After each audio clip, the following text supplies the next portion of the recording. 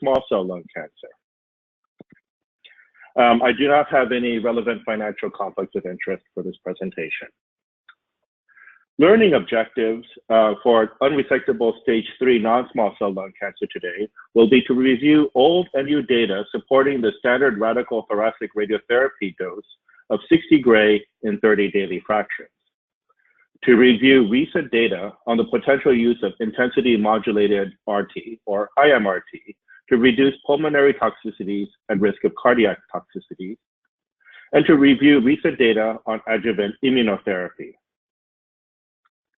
For small cell lung cancer, the learning objectives will be to review old and new data supporting the standard radical thoracic radiotherapy dose of 45 gray in 30 twice daily fractions for limited stage disease, to review data on the benefits and risks of prophylactic cranial irradiation or PCI, and to review recent data on the benefit of consolidated radiation for extensive stage disease. To start things with the case, LC is a 56-year-old woman who presented with hemoptysis. Chest radiographs showed a right hilar mass, and chest CT showed a small 3 millimeter right upper lobe nodule, a 3.3 by 2.4 centimeter right hilar mass, a 3.6 by 3.4 centimeter right lower paratracheal or level 4R node, and a 1.1 centimeter left lower paratracheal node or 2. Brain MRI was negative, and PET scan showed an FDG avid right hilar and FDG avid level 4R nodes. And here's a demonstration of her PET scan showing the rather intensely avid mass that she has here, and also seen on the 2 axials showing predominant component of adenopathy in her case. Biopsy was performed of the anterior segment of the right upper lobe, and an endobronchial ultrasound-guided approach yielded a poorly differentiated non-small cell carcinoma that was consistent with the lung primary. Her overall stage, therefore, was CT1A N3M0, or an overall stage 3B tumor. And so her plan was to receive definitive chemoradiotherapy. So stage 3 non-small cell lung cancer, at least as far as in the United States goes, represents over 40,000 diagnoses per year. And the standard treatment for quite some time has been daily radiation therapy, Monday through Friday for 6 weeks, with concurrent IV chemotherapy, and followed occasionally by surgery for those patients who are deemed resectable or downstage to become resectable. And 60 gray in 2 gray a fraction has been the standard dose for quite a long time. I thought I'd review some of the old data here, in that RTOG 7301 established this dose as a standard regimen, and a trial that occurred over 3 decades later, RTOG 0617, did not succeed to change this at all. Going back to RTOG 7301, this was a randomized phase 3 study of 447 patients who were accrued between 1973 and 1978. And here is the randomization procedure and treatment option schema. You see that patients were simply stratified by institution, histology, and performance status, and given one of 4 regimens. One was to receive 4,000 meds, or basically, hello? Please continue, don't mind.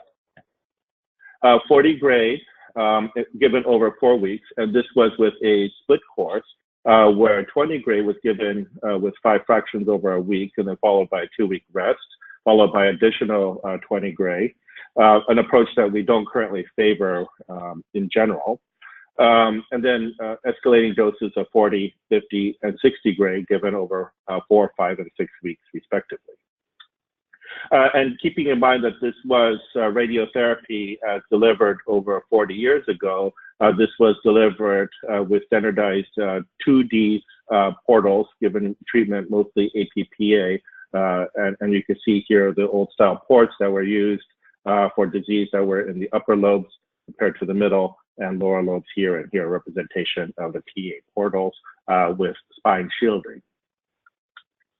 And results here showed that with the increasing doses, we saw improvements in overall survival.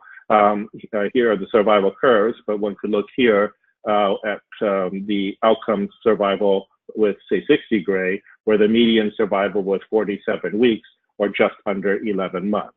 So the data that's going to be presented next shows how far we've come from that. But the patterns of failure that they observed with this study still in many ways hold true today, where here's a pie chart showing the outcomes with 60 gray. And one can see that overall there's been an improvement and in terms of a decrease in local failure, which radiotherapy can help achieve. And yet with the 60 gray dose, there's still a substantial component of local failure, here representing 1/3 of patients who were treated. But that radiotherapy would not be addressing this system-only failure, and that remains a concern unless systemic therapies are improved. Now, we succeeded to complete a trial about 35 years later, examining whether this is still the best dose. But this was done as a randomized 2x2 factorial phase 3 study to answer 2 questions. So the same kind of population, unresectable stage 3 lung cancer, but now done between the years 2007 and 2011. Approximately 100 some patients in each group received the following regimens: either 60 gray with standard concurrent chemotherapy consisting of carboplatin and paclitaxel, or dose escalated 74 gray with the same regimen. 60 gray with the same chemotherapy, but with the addition of cetuximab, an EGFR inhibitor, or again, 74 gray with that chemotherapy and EGFR inhibitor. There was an underlying hypothesis that the inhibition of EGFR can be radiosensitizing by affecting several processes, including DNA double-strand break repair. And so the hypothesis wasn't specifically that this needed to be done in EGFR mutant patients. The primary endpoint for the study was overall survival. Disappointingly, in many ways, we saw an unexpected result here, where with the higher dose of 70 gray, overall survival was in fact worse compared to 60 gray. Where one can see that the median survival in the group that received 60 gray was 28 months, which of course is considerably better than what was seen 35 years ago when the median survival with this dose was 11 months. However, keep in mind that that older population had older techniques of radiotherapy, older and less available staging, and so probably patients had more advanced disease unknowingly and were treated in the older study. And finally, the addition of chemotherapy, which other studies have shown the benefit of in adding first sequentially and then ultimately concurrently with ever-increasing benefits. Now, just to mention it, the comparison between cetuximab and no cetuximab showed no real differences. And here's a paradox where one examines why 74 gray did not succeed to at least match and was in fact worse than 60 gray. One could look, for example, at local failure here, where the local failure rate, for example, at 2 years was worse with a higher dose at 38.6% compared to 30.7%. Now, at first, this would make absolutely no sense because one would expect that with higher dose, at the very least, you would achieve more local control. And the prior data published by Perez et al. Showed that with higher doses, they did in fact get higher local control. So what happened here? First, one might imagine that there could be greater toxicity that would lead to problems, but there really were no statistical differences in overall grade 3 or higher toxicities between the 2 radiation doses. There were more treatment-related deaths in the high-dose group, that is 8 versus 3. However, there were no differences in severe pulmonary deaths, although there was perhaps some more severe esophagitis with higher doses. In fact, here they saw a rate of 21% versus 7%. But this still doesn't address any questions regarding what happened to local control.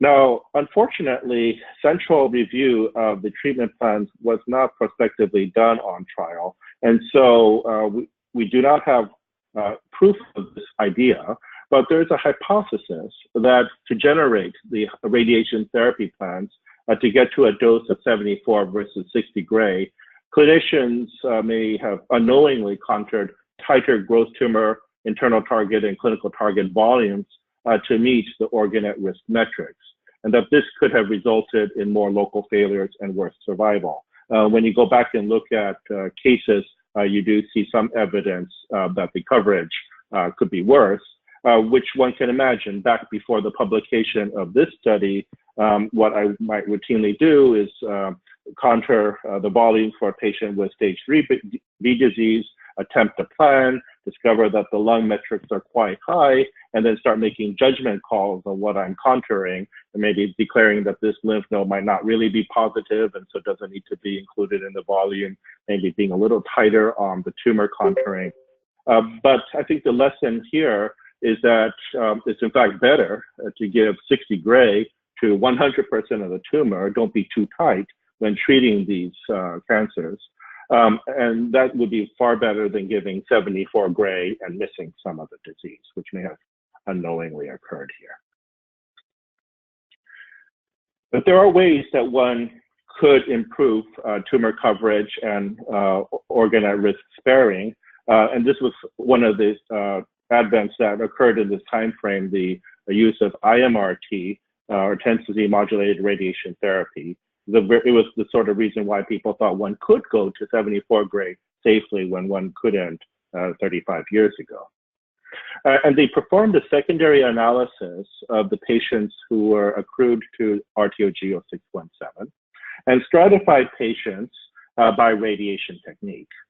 Either patients received 3D, standard conformal radiotherapy, or IMRT, and roughly similar numbers received each, 254 3D and 228 IMRT. And there were no significant differences in assignment between 60 versus 74 gray, or with or treatment with or without cetuximab. And so one can examine this question fairly well. Apologize for the small print here, but this is a table from their manuscript examining this. And just to take people through a couple factors here of note, the PTV volume was, if anything, a little bit smaller in the group of patients who received 3D versus IMRT treatment. This might make sense in that to achieve a good plan, investigators selected IMRT to treat these larger disease volumes. It wasn't a matter of quality of dose to the PTB, the minimum doses, for example, with the two treatment techniques was quite similar. Interestingly, it wasn't even that there was better sparing necessarily of some factors with IMRT, as people have generally believed, due to the use of larger numbers of beams, often with IMRT, the V5, or the percent of lung tissue receiving 5 gray or higher, was in fact higher with IMRT versus 3D techniques. One interesting thing, especially given the data I'll go over next, is that the volume of heart dose that was given, however, was somewhat better with IMRT compared to 3D. Overall, there do not appear to be significant differences in outcomes such as overall survival, progression-free survival, local failure, or distant metastases. You can see the p-values were not significant for any of these. However, of note, there was less severe pneumonitis with IMRT compared to 3D, and that there was a lower lung V20. Here, if one looks at the rate of grade 3 or higher pneumonitis, one sees a statistically significant difference of roughly 8% rate of patients receiving 3D CRT having this toxicity, compared to less than half, or 3.5%, of those receiving IMRT. And looking at a multivariable regression analysis of those patients who had grade 3 or higher pneumonitis, one could see a substantial decrease odds ratio of 0.41 with the use of IMRT. And one can also see that you can have an effect on lung V20. So a conclusion from this that has been emphasized is that the lung V20 in particular appears to be an important parameter, that the use of IMRT, which is known to be associated with higher lung V5s, did not itself correspond to increases in pneumonitis. So the priority, when justified, would be to use intensity modulated radiation to lower the lung V20 when it's particularly high. Now, changing topics to now cardiac toxicity, it's of note that we previously thought that cardiac toxicity after definitive radiation for locally advanced non-small cell lung cancer was actually quite rare, and this was because of the perceived long latency of heart injury and the overall poor prognosis of this disease. While our colleagues who treat breast cancer have already been very careful to limit the dose that the heart receives to 5 gray or even 1 gray or less mean dose, the teaching I gave to students before these papers came out is that treating the lung cancer is the priority. If you don't do that well, patients are going to die of that before they ever run into trouble with heart disease or cardiac mortality. However, 2 papers came out in 2017 in the JCO, and subsequent papers have emerged since that substantially challenged this belief. So to give an example of one of these papers published by Dr. Wang and colleagues, this was a retrospective analysis of 112 patients who have stage 3 non-small cell lung cancer with good performance status in ECOG of 0 or 1, who received escalated doses of radiation, a mean dose of 74 gray, in 6 trials that were given at the University of North Carolina between 1996 and 2009. The primary endpoint for this analysis was the development of symptomatic cardiac events. This was a composite of those who received this treatment and got pericardial effusion, acute coronary syndrome, pericarditis, significant arrhythmia, or heart failure. And not to go over this in detail, it's just to show that these are the 6 trials that were included in the final analysis. Of particular note, when looking at the patient and treatment characteristics, and this is their table from the paper, here you can see patients who are broken down by whether they developed a symptomatic cardiac event. In this column, it would be those patients who did not. And in this column, it would be those patients who did. One can see that without symptomatic cardiac events here, the baseline cardiac WHO 10-year risk had 26% of patients with a score of 10 to 20%, whereas in those patients who ultimately developed an event, there were almost twice as many patients with these more moderate risk scores. And that would make sense. Likewise, it makes sense that those patients who ultimately developed cardiac events had higher rates of baseline coronary artery disease. But going beyond that, what about the effect that radiation may be having on top of all of this? Now, interestingly here, those patients who developed a cardiac event on average had twice as high heart mean doses, or here, a heart mean dose of 20 gray compared to 10 gray for those who did not develop such an event, and other cardiac parameters followed suit. Just to go over the results a little bit in finer detail, the median follow-up for the 11 surviving patients was 8.8 years, and for the 39 patients without the progressive disease was 6.3 years. 26 patients, or 23%, had one or more symptomatic cardiac events at a median time of 26 months to the first event.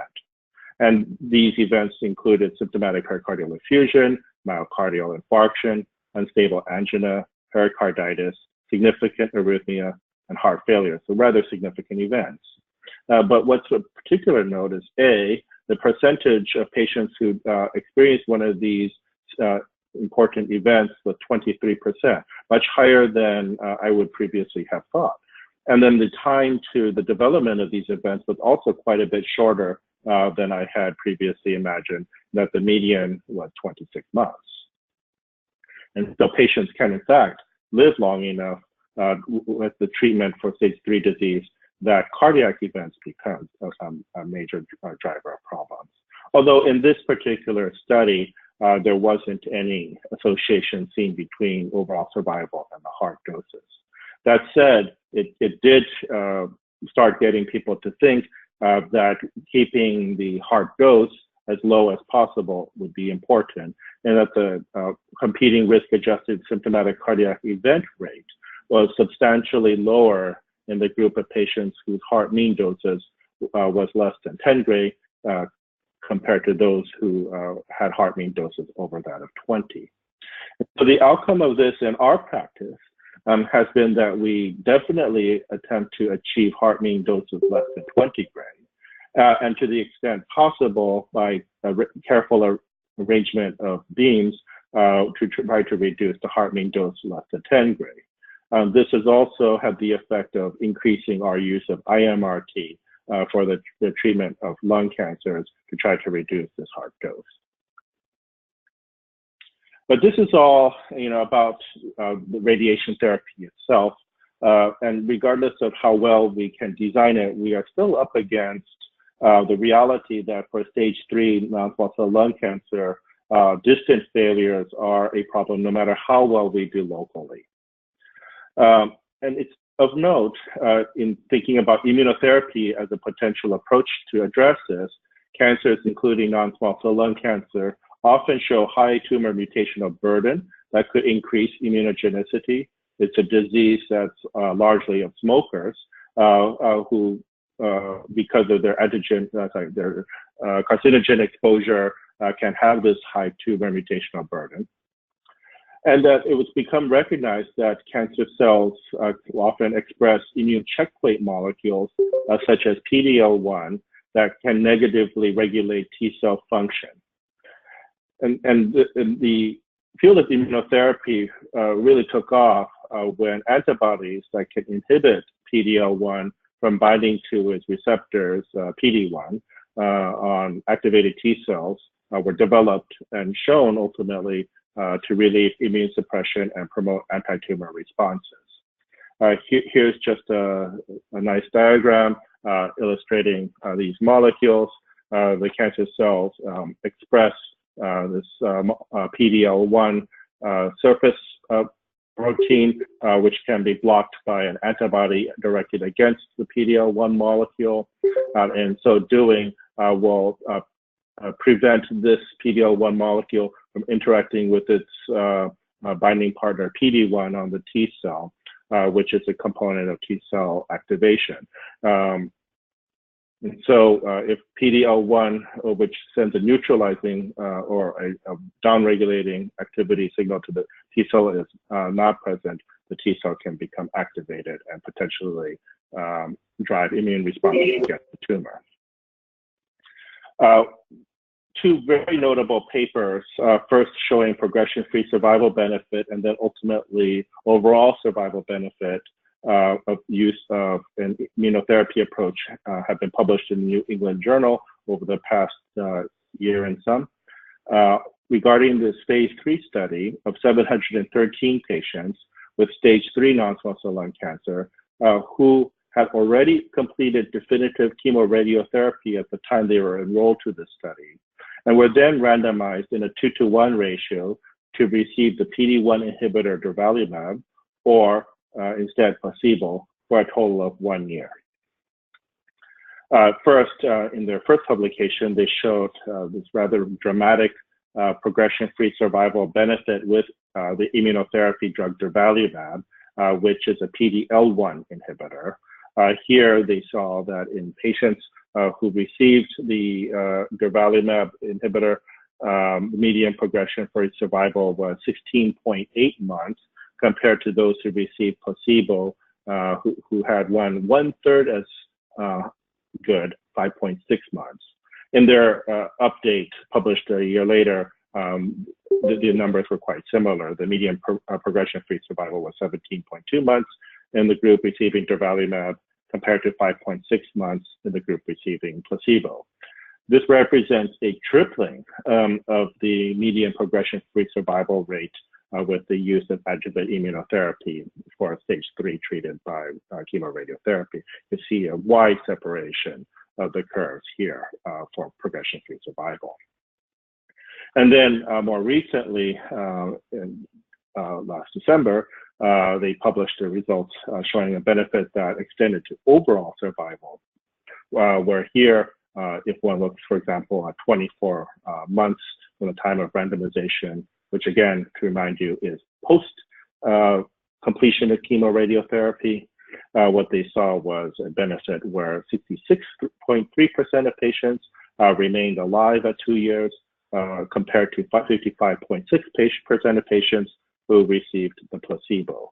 So this is really quite a remarkable improvement in overall survival. And as you can see in this well-selected patient population, those who received placebo still did quite well compared to the older data I had presented, but this can be further improved by adjuvant immunotherapy.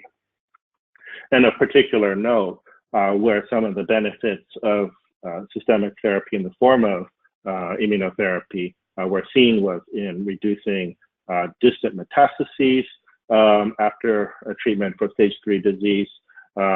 Here on the left are the KM curves showing that the median time to death or distant metastasis was decreased from,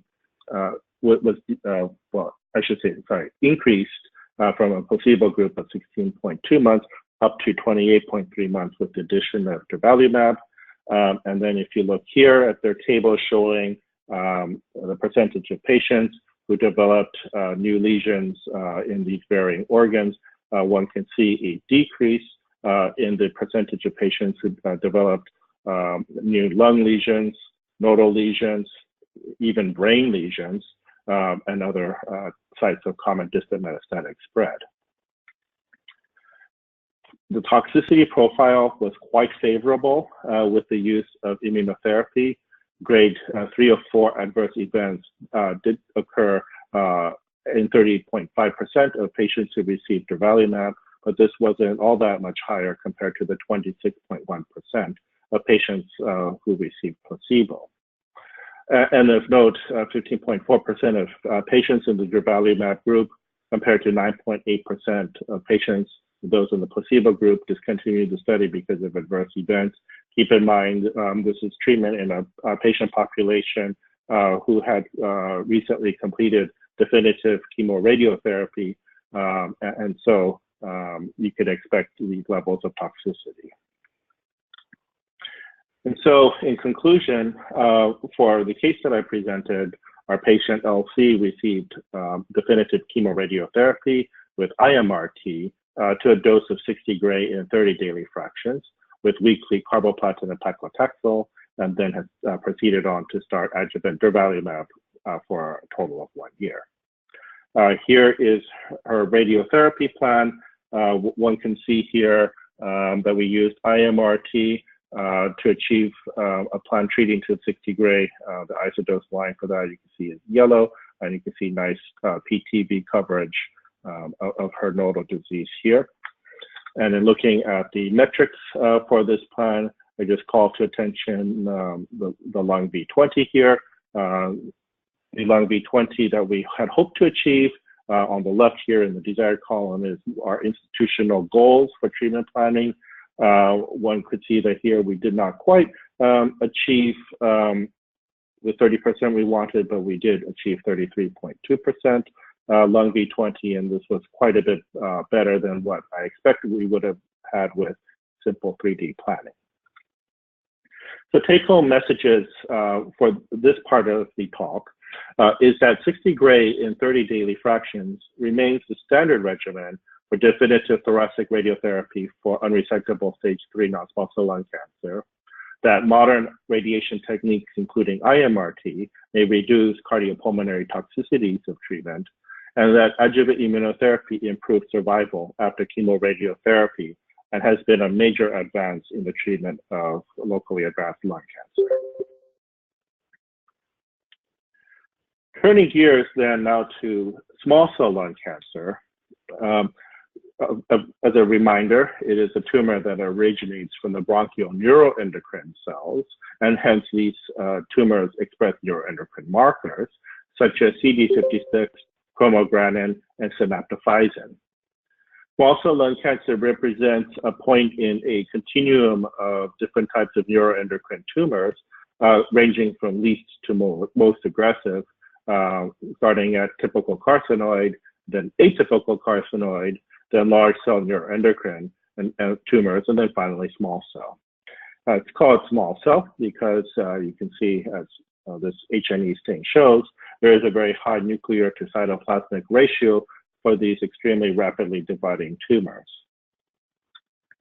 Staging for limited stage, staging for small cell lung cancer in general is the same as that for non-small cell lung cancer, in that one would opt for a chest and upper abdomen CT with contrast, a PET CT, and brain MRI. One can use the same staging system for small cell lung cancer as one does for non-small cell lung cancer. In fact, that's entirely correct and often encouraged. That said, given the way this disease often forms conglomerates where you can't really tell where the primary ends and the nodes begin, for practical standpoints, we often still do the staging in just this two-category system where patients can have either limited stage disease or extensive stage disease. And limited stage disease is a diagnosis and stage made by a radiation oncologist, since the question is, can you fit all of the observed disease within a tolerable radiation volume? As one can see here marked in yellow. An extensive stage disease is anything beyond that. So if you wouldn't be able to cover the tumor because it's too extensive, even just local regionally within the chest, this would be extensive stage disease. Although, of course, certain things like distant metastases, a malignant pleural effusion, and contralateral lung tumor would be the equivalent of having stage 4 disease and would automatically be extensive stage disease. Although some people also would argue whether the presence of contralateral supraclavicular or hilar adenopathy or M3 disease should also be considered extensive stage. This just shows the epidemiology of small cell lung cancer in general, at least within the United States. This is work done by one of my colleagues, Govindan, showing that it used to be a disease that was predominantly in males compared to females, but as smoking hasn't really been all that different over time between these two genders, ultimately they become quite similar in incidence between the two. Unfortunately, at the time of diagnosis, the majority of patients have extensive versus limited stage disease. What one can see here that overall across the decades, there really hasn't been a decrease in the incidence of extensive stage disease compared to limited stage.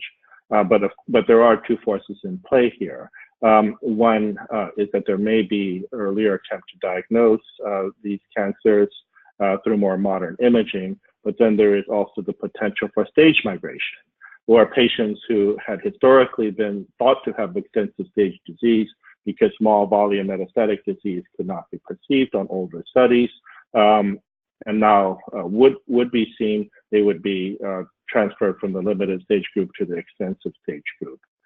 And this idea may explain part of what we've seen with survival outcomes in limited and extensive stage disease over the years. This is a nice set of survival curves showing a breakdown in two different year groups, where this was the survival of patients with extensive stage disease in 1986 through 1999, compared to the percentage that, survival of patients who had extensive stage disease between 2000 and 2008. You can see a nice improvement there. Again, likewise, limited stage disease here had a survival curve here. In the older time frame in the 2000s, this had also improved nicely. But keep in mind, this can be in part due to improvements in treatment, but it could also be due to improvements in diagnosis. There is something called the Rogers effect, which we like to refer to, which is that when you take the worst actors, let me say it this way. If you take the patients who are the worst out of the limited stage group because they actually have extensive stage disease and transfer them to the extensive stage disease group, you've basically improved limited stage outcomes by taking out the worst outcome patients, and also could have at the same time improved the outcomes of the group with extensive stage disease, since you're now including relatively favorable patients there that used to be in the limited stage group. Now, I just wanted to take a few slides here after this one to show how we are justifying the standard management for limited stage disease, which has, for the past couple decades, been platinum, cisplatin or carboplatin, together with etoposide, given over 3 days of a 21-day cycle for 4 cycles, and then treatment with either 45 gray and 31.5 gray BID fractions, concomitant with cycle 1 or 2 of chemotherapy, or alternately 60 to 70 gray in 2 gray daily fractions. One would then repeat a chest and upper abdomen CT and brain MRI. And if there's a good response to chemotherapy and radiation, and a brain MRI shows still no evidence of brain metastasis, one would then administer prophylactic cranial irradiation or PCI to a dose of 25 gray in 10 daily fractions. So first, one recognized that radiation itself improves overall survival. This is a meta-analysis published in the New England Journal of Medicine in 1992 that combined the data from 13 randomized studies for a total of 2,140 patients who were randomized to receive chemotherapy with or without radiation. And this was all done with older studies prior to December 1988. The relative risk of death was statistically significantly better in the group who received radiation, was 0.86. And the overall survival benefit at 3 years was 5.4 percentage points.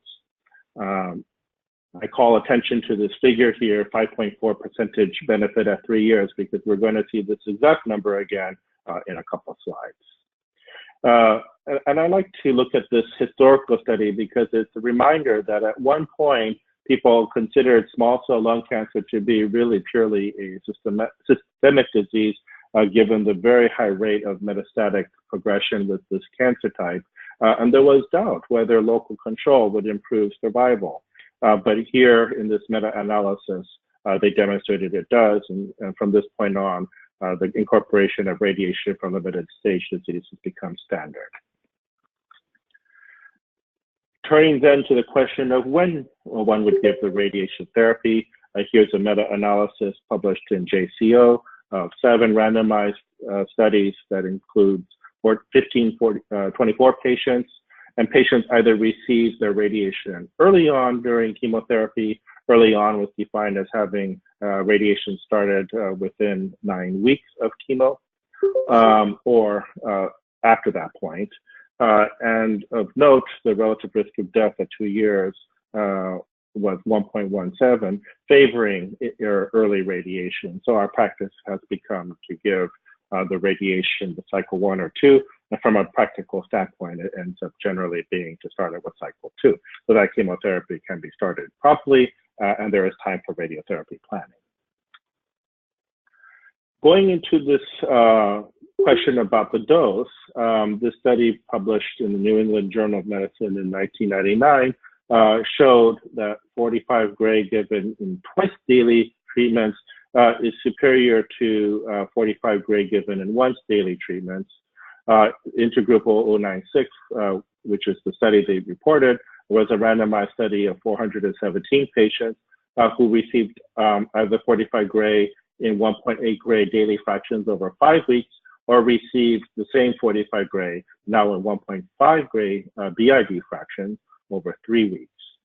The median survival favored BID radiation. It was 23 months with twice daily compared to 90 months with once daily radiation. And the survival at 5 years was 26 versus 16%. This did not come without any cost.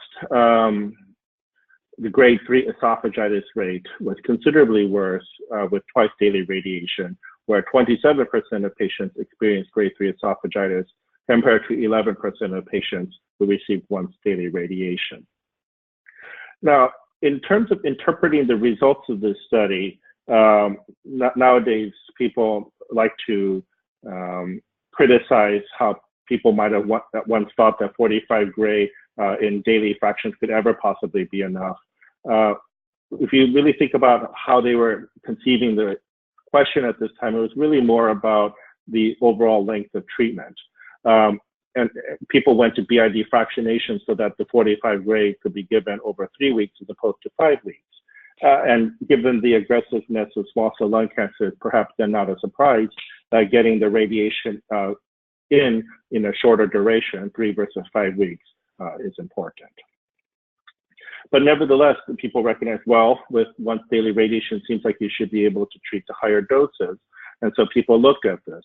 Here is a table showing the results of a phase 1 dose escalation study that was done comparing how high you could go up with twice daily radiation and once daily radiation. And they used as a stopping rule the 33% rate of, in this study, grade 4 or higher esophagitis, which is really more or less what we would call grade 3 right now. But they were not able to get past 45 gray and 30 fractions before the rate of esophagitis became prohibitively high. That on the other side, when given in daily fractions of 2 gray each, they were able to escalate all the way up to 70 gray before reaching the same 33% esophagitis rate stopping point. And then there was a subsequent CLGB phase 2 study of 63 patients who were treated to 70 gray and showed a median overall survival of 22 months, which is in the ballpark of what Teresa and all saw with the 45 gray BID regimen on the prior slide. And there is an ongoing CLGB study, 3610, that's been randomizing patients between basically these two arms, 45 gray BID and 70 gray in 2 gray daily fractions. This study is just a couple dozen patients away from completing accrual of 729 patients right now, and we hope to see the results from that study soon. Meanwhile, outside the US, they've already answered this question in terms of the CONVERT trial. This was published in the New England Journal of Medicine in 2017. This was a comparison of once versus twice daily radiation. It's a very clever acronym.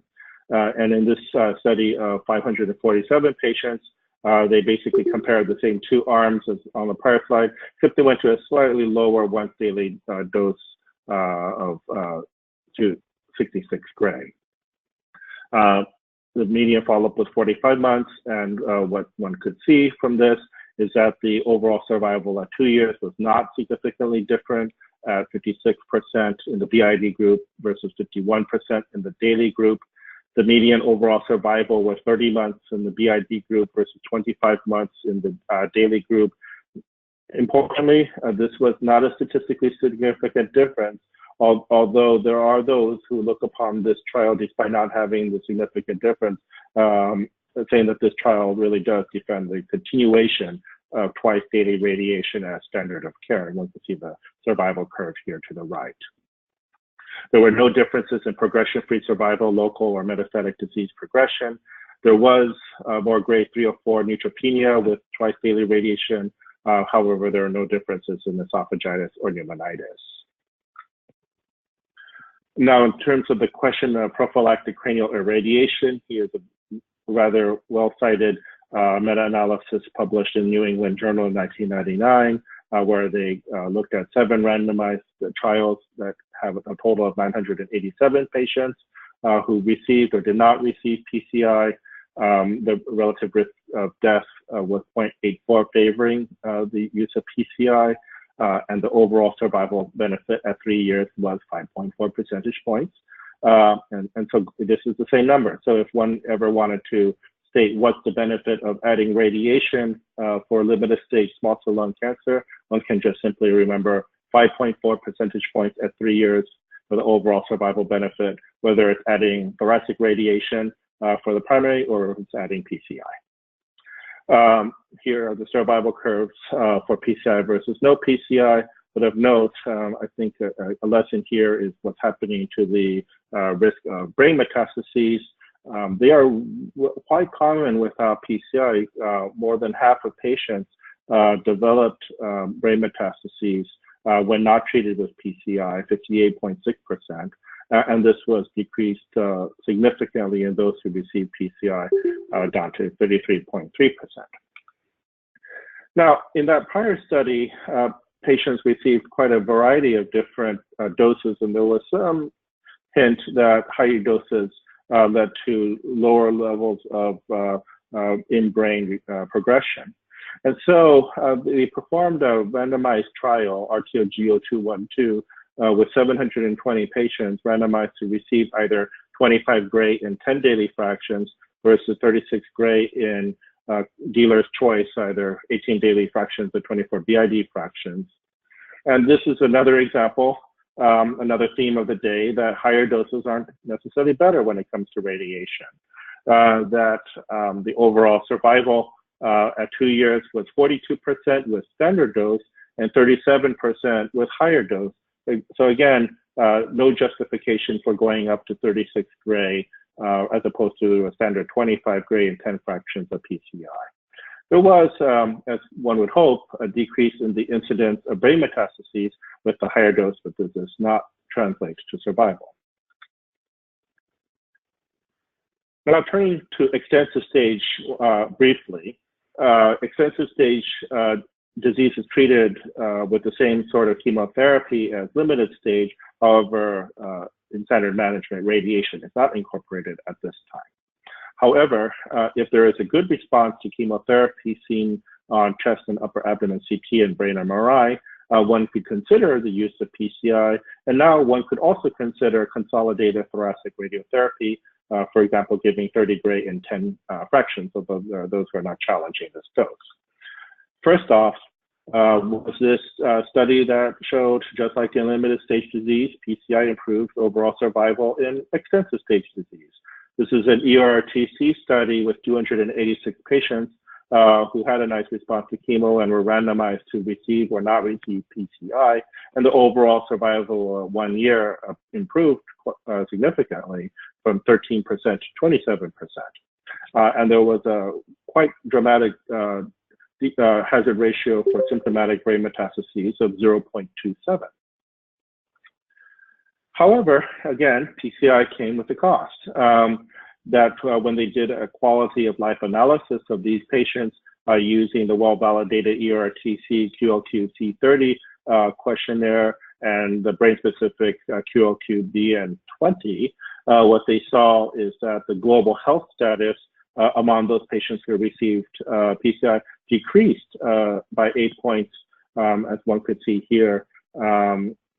And that this decrease was most noticeable up until about 24 weeks, at which point it may be leveled off. When you look at the symptom-specific scores, PCI was particularly worse at producing more fatigue compared to in the control group. And then turning things on its head, more recently, a Japanese group here published that PCI might not improve overall survival after all if you're doing modern high-quality MRI staging. And they showed the results of this randomized trial of 224 patients who had a response to chemotherapy, and again, plus or minus standard PCI doses, 25 gray and 10 fractions. And they ultimately terminated the study for futility at an interim analysis. because they showed that PCI wasn't helpful. In fact, if anything, it looked like it was the opposite, where the median overall survival with PCI was 11.6 months, and then without PCI was 13.7 months. So it looked like you were harming potentially patients, although this was not statistically significant. One did see a decrease in brain mets with PCI going from 59% down to 33%, but again, progression-free survival overall was not really different. So what's the lesson here? The competing risks can be quite different in limited stage versus extensive stage disease. And where in limited stage disease, if one cured all of the disease outside of the brain, one leaves the brain as the major site of progression as a risk. And therefore, PCI may be helpful for limited stage disease. However, for extensive stage disease, there are the competing risks of progression at other sites, and brain metastases may not be the biggest issue. Coupled this with the effect on quality of life, such as worsened fatigue and potentially other neurocognitive sequelae of PCI, I think this invites one to reconsider the use of PCI in extensive stage disease, and instead, as in this study, follow carefully with brain MRIs. Now, the flip side is, although one may not give radiation to the brain because of these data, one may now give radiation to the chest. And here is a study published by Slotman, who's done a lot of work in small cell lung cancer. This is a randomized trial of 498 patients who had a response to chemotherapy and were randomized to either receive 30 gray and 10 fractions of consolidative treatment to the chest versus no further treatment. And at the primary endpoint of 1 year, there was a hint that the addition of chest radiation helped. The overall survival of 1 year was 33 versus 28%. But interestingly, as you look further on, when you get out to 24 months or 2 years, the overall survival was substantially better, 13% compared to 3% of those patients who did not receive consolidative radiation. There's HR for progression of 0.73, and then the progression-free survival at 6 months with 24 versus 7%, and improvement favoring consolidative radiation. Now, as a note of caution, I should say that the primary endpoint of the study was overall survival specifically at 1 year, and so in a purist sense, this is a negative study. However, the overall survival that we saw on the secondary endpoint of 2 years did appear quite compelling. And there is the notion that with consolidative radiation therapy, one might potentially be giving patients durable control, because you start to see the hint of a tail here that's absent without the consolidative radiation.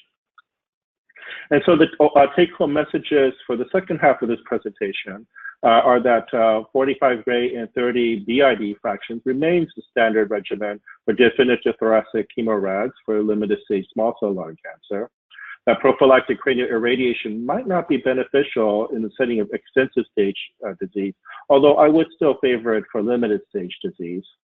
And that instead, for extensive stage disease, one should consider the use of consolidative thoracic radiation in those patients who had a good response to chemotherapy. So thank you. This is a review of these two topics, and I'm now happy to take any questions. Great. Thank you very much, Professor Kozono. So this is question time. Please, you can unmute your microphone and ask questions, or you can just type it. Okay, but just before the class asks questions, I have mine, Professor. So my first question, can you talk a little about stereotactic body radiotherapy, SBRT? So what is it like for patients who take SBRT treatment, the modality? Right, so that could have easily been that could easily have been a third part of this presentation. Yes. So I wish I had the time to go over it, but in general, it's really quite transformed what I can offer to patients. So with stereotactic body radiotherapy, we can treat isolated lung tumors, so stage 1 pulmonary nodules, with 3 to 5 fractions typically, to a dose of 54 to 60 gray total. So we're giving anywhere between 12 to 18 gray fractions to these patients. And with this very much higher biological effect, with this extreme form of hypofractionated therapy, we are seeing local control rates for stage 1 disease in the 80 to 90% rate. Attempts have been made to perform randomized studies, in fact, comparing SBRT to sublobar resection. And these studies that have been made available to date have been unfortunately troubled by small numbers and potentially other biases.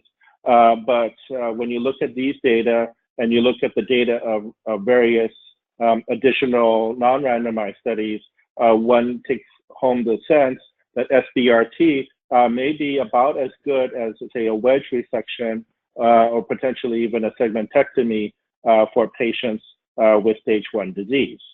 Now, one caveat is in the United States, we tend to reserve the use of SBRT for those patients who are older, more frail, have medical comorbidities, and we do generally still favor the use of surgical resection for those who can tolerate it.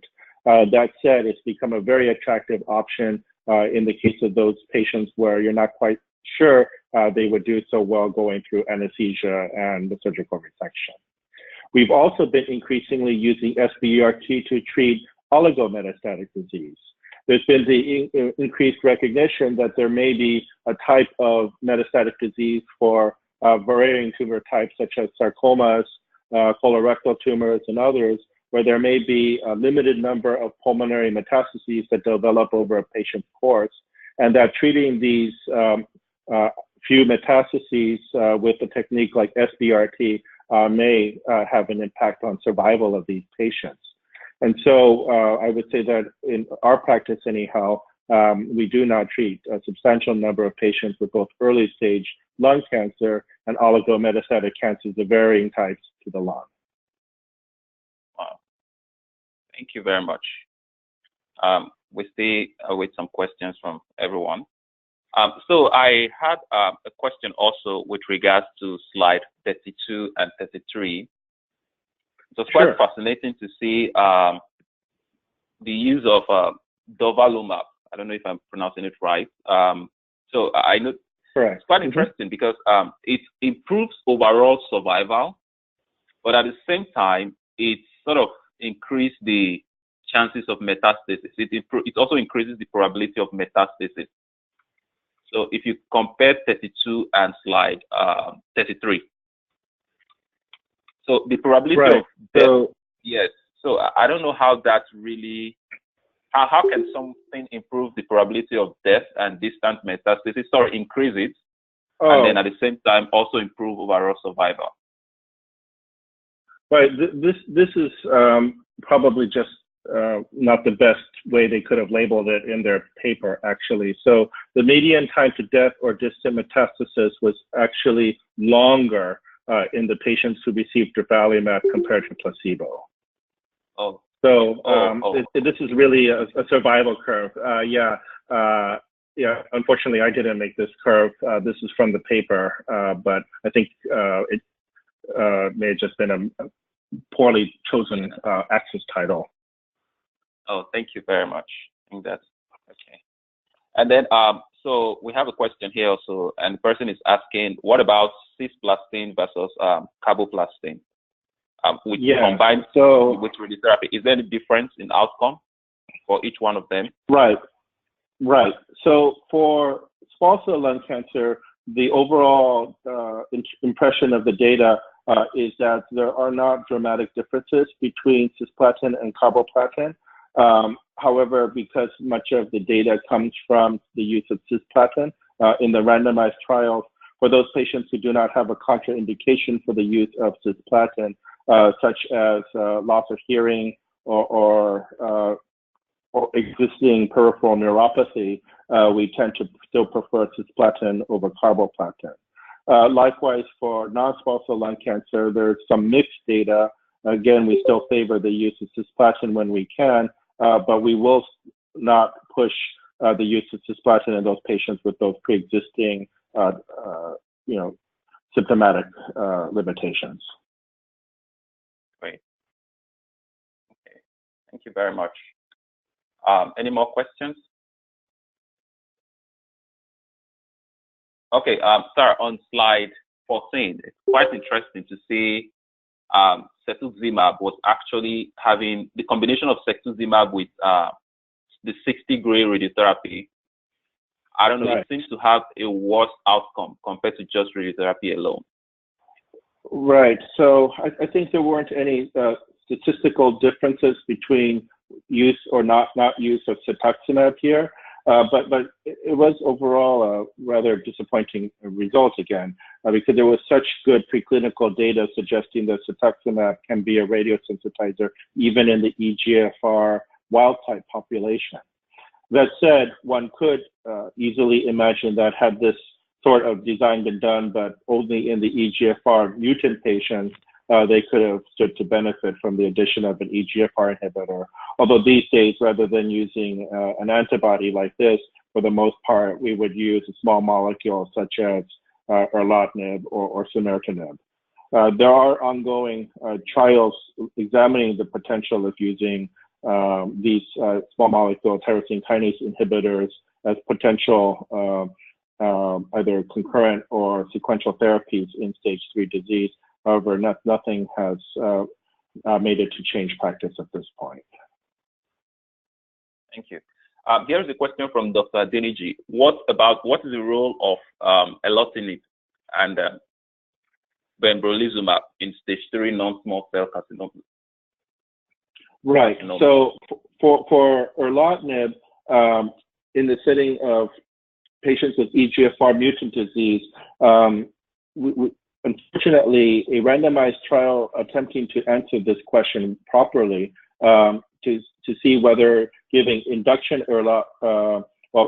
basically any erlotinib followed by chemoradiotherapy and then outback erlotinib did not succeed to accrue well, unfortunately, and so we don't have the answer to that.